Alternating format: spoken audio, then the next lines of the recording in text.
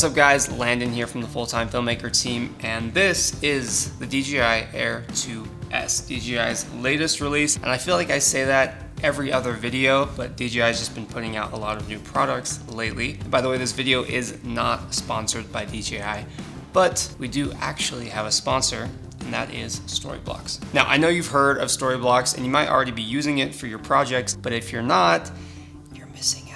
If you're doing freelance work or a passion project, or maybe you're just creating for YouTube, there's literally no easier way to just immediately increase the production value of your videos. Now, Storyblocks is an unlimited library of sound effects, music, overlays, backgrounds, stock footage, stock photos. What I use most and what you'll see throughout this video are their title animations. I'll just browse until I find one that matches my video, quick download, pull it into After Effects, and then customize it to be whatever I want. And because I have the unlimited all access plan, I can download as many as I want until I find just the right one. Plus, it helps me to create more videos because everything I need for my project is just right there, ready to download. So if you want to learn more about Storyblocks, go ahead and click the link in the description or go to storyblocks.com/Parker. All right, let's talk about this new drone. Now, this thing is called the AIR 2S, but honestly, it competes very, very heavily with the Mavic 2 Pro. So what we're gonna do in this video is go over the new features of the AIR 2S, and we're actually gonna break down the differences between the two and help you decide by the end of this video, hopefully, which one would be a better fit for you. And by the way, if you wanna learn how to shoot and edit drone shots like what you saw in the intro of this video, we've got several tutorials inside of our full course, Full-Time Filmmaker. So if you want to check that out,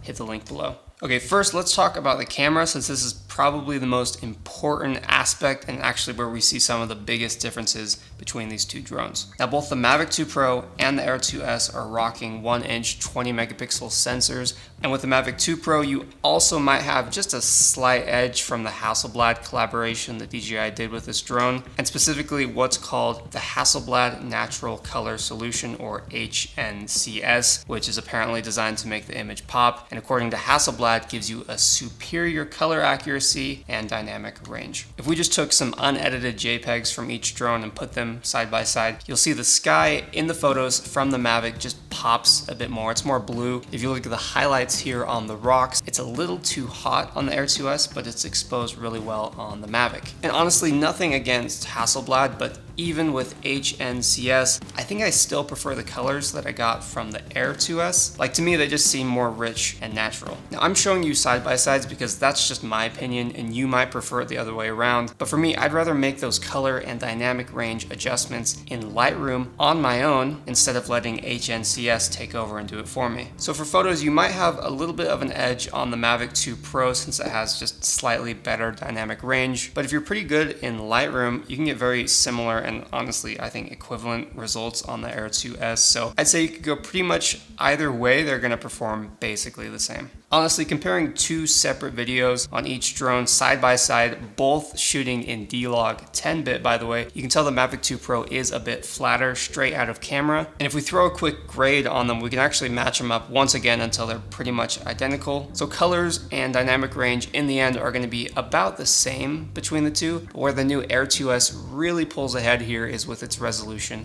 and frame rates. So the Mavic 2 Pro can shoot video in 4K at up to 30 frames per second, and surprisingly, the AIR 2S does 5.4K at 30 frames per second, and it does 4K at 60 frames per second. Like, this drone that's lighter and cheaper with the same 1-inch sensor has higher resolution and higher frame rate capabilities. And it's not just on paper where that sounds impressive. If you look at the side-by-sides from each drone at their highest resolutions, the AIR 2S looks amazing, just such a crisp image. And if we zoom in 400%, you can really see the difference in detail here. It's also worth mentioning that in 4K UHD on the Mavic 2 Pro, there's a pretty significant crop going on. But even in 5.4K on the AIR 2S, there's no crop at all. And as far as focal lengths go, the Mavic 2 Pro comes out to be a 28mm equivalent, while the AIR 2S is a 22mm equivalent. And in my opinion, and in a general sense, for drone footage, since they're usually meant to capture wide landscapes and cover large areas, for me, I think the AIR 2S has a little bit of an advantage. So up to this point, it definitely seems like the AIR 2S just has a little bit of an edge on the Mavic 2 Pro, especially with the resolution. But I think the biggest downside, and honestly, a lot of people probably won't care too much about this, but the AIR 2S has a fixed aperture of f2.8, while the Mavic 2 Pro can go all the way up to f11. Now, I really don't find this to be like a huge deal. I don't care a ton. I usually shoot at f2.8 anyway because I like how it looks for most scenarios, but if it's a really sunny day and maybe you forgot your ND filters and you're trying not to bump up your shutter speed, an adjustable aperture does come in really handy. And that might be a selling point for you, so it's definitely something to keep in mind. And also DJI included a set of ND filters for the Air 2S. I think it's almost kind of like a peace offering basically for not having an adjustable aperture, so that will save you $100 or so since you'd probably want to buy some from a third party anyway. All right, now let's check out the low light performance between these two drones. Honestly, side by side, they're pretty dang similar. If I had to pick one, it would probably be the Mavic. It just seems to smooth out some of that noise a bit more where it can. And if we switch the ISO levels a bit, it shows itself a bit more here. You can see the image from the Mavic is just a bit smoother in this area specifically. Only downside, I guess, with noise reduction like that is it does look a little bit splotchy at times. So again, very similar results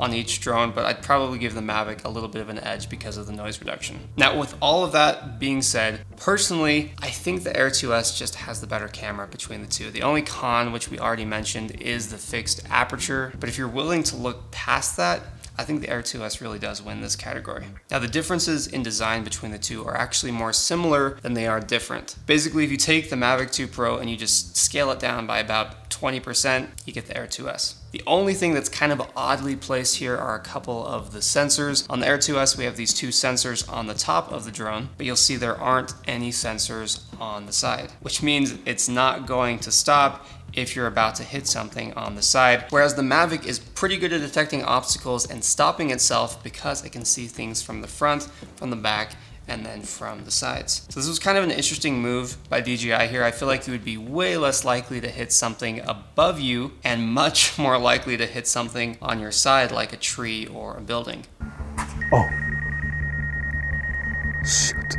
Nothing happened. There's nothing to see here, literally nothing. Anyways, that's something just to keep in mind if you do shoot a lot of parallax shots or you orbit frequently with your drone, which I think is most people. And I never ended up crashing this, so I don't think it's suddenly like super prone to accidents or anything, but it's definitely something to take note of. And now because the Air 2S is a bit smaller, it's actually shed a lot of weight. So it comes in at an extremely light 1.3 pounds, while the Mavic 2 Pro weighs an even 2 pounds. So as if the Mavic 2 Pro wasn't portable enough, the Air 2S with its slightly smaller footprint is even more portable. It's even easier to throw it in my camera bag with the rest of my gear. One thing we haven't quite taken a look at with this new release is the controller and then some of the other things that come in the box. Now, side by side, you'll see that the Air 2S controller is just a bit taller than the Mavic 2 Pro's controller, and then instead of these hinges at the bottom that you get with the Mavic 2 Pro, we now have a new antenna system that extends from the rest of the controller. So you just pull this straight up and then you can slide your phone in right here. Personally, I like having the screen at the top of the controller. There's not like a huge difference between having it at the bottom or having it at the top, but it does feel more natural up there, and actually very similar to the Phantom 4 Pro controller with the built-in screen, which I love. So between the two, when we're comparing design, if you're able to look past the fact that the Air 2S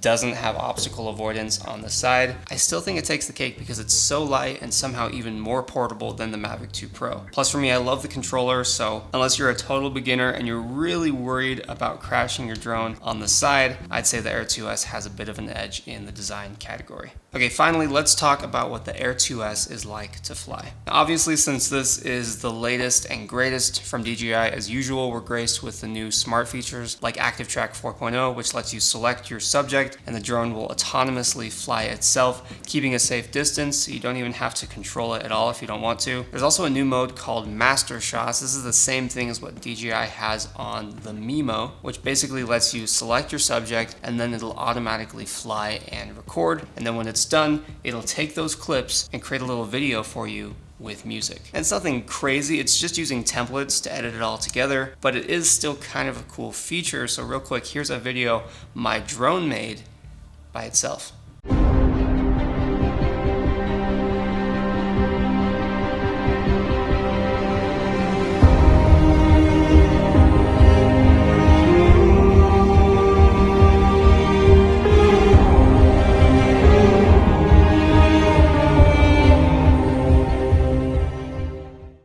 far as flight time goes on this thing, DJI says that you can get 31 minutes of battery life out of it. It's the exact same actually as what you get on the Mavic 2 Pro. And realistically, you'll actually get probably around 20-25 minutes each before you need to bring them back, just depending on how hard you're pushing them. I also put both drones in sport mode just to see how fast I could get each of them to go. And the Mavic almost hit 46 miles per hour, while the Air 2S was a bit slower at around 43 miles per hour. So when it comes to top speed, the Mavic wins, but because the Air is so much lighter, it actually feels a lot more zippy and less heavy once it's in the air. You also do get a bit more range on the Air 2S since now it has 4 antennas and the newest OcuSync system. So according to DJI, it'll fly up to 7.5 miles away, while the Mavic 2 Pro will do just over 6 miles. Last thing we're going to compare here is noise levels. I know that's kind of a random thing to compare, but a lot of people didn't like that aspect of the Phantom series because they're significantly louder than the Mavics and super disruptive when you're flying in public. Comparing these two side by side though, they're both actually about the same in this category. The Air might be just a touch quieter, but it's extremely minimal. Honestly, it's next to nothing. So no surprise here between the updated UI, the tracking features, the speed, the range, and the noise levels. The Air 2S kills it in this category as well. Now, obviously, it's not a huge surprise that the Air 2S has beaten the Mavic 2 Pro in most of these categories. It's been 2 years actually since the Mavic was released. DJI has grown as a company, and technology in general has also just advanced quite a bit, so it only makes sense that the specs would improve in that time frame. But now the question has to be asked, why did DJI release a new drone that almost completely wipes out their highest tier prosumer drone for significantly less? Now, I think because the Mavic 2 Pro is now about 2 years old, technology has kept up, so 4K resolution isn't as impressive as it used to be. Now, it's pretty standard for most new camera systems, so DJI has brought 5.4K and a lot of other upgrades to their mid-tier drones, and they're likely saving some bigger upgrades for the next generation of Mavics. What those upgrades will be, I honestly have no idea, but I also don't know what else you would need that the Air 2S doesn't already offer besides an adjustable aperture and maybe those side sensors. But I guess we'll see most likely later this year or next year what DJI ends up doing with the Mavic series. Alright, so there are obviously pros and cons to each drone, but don't just take my word for it. If you're in the market for a new drone, really weigh the differences and decide for yourself which one checks the most boxes for you specifically. I've obviously sided with the Air 2S. I just think it's a better buy. It's cheaper, it's newer, it has the new smart features. I love the controller. So for me personally, it checks the most boxes, but it might not do the same thing for you. And also, if you already have the Mavic 2 Pro, you still have a great drone, so I wouldn't stress that it's like outdated or anything, because it's really not. But to be honest, if the Air 2S does happen to have some of the features that you feel like you could benefit from, since the Mavic 2 Pro is more expensive, you could probably just sell it and get the Air 2S from DJI at no extra cost. Maybe even have a little extra pocket change after that transaction. And maybe you'll even have enough pocket change to pick up one of our filmmaking courses over at fulltimefilmmaker.com. We have several mini courses teaching you specifically how to master videos in certain industries, and even a mini course called the 7-Day Filmmaking Challenge, which helps you learn the basics of filmmaking like lighting and camera angles in just 7 days. So if you're interested, go ahead and check that out up here somewhere, or check it out in the description below. All right, thanks for watching. Don't forget to subscribe, and as always, if you guys have any further questions, please let us know.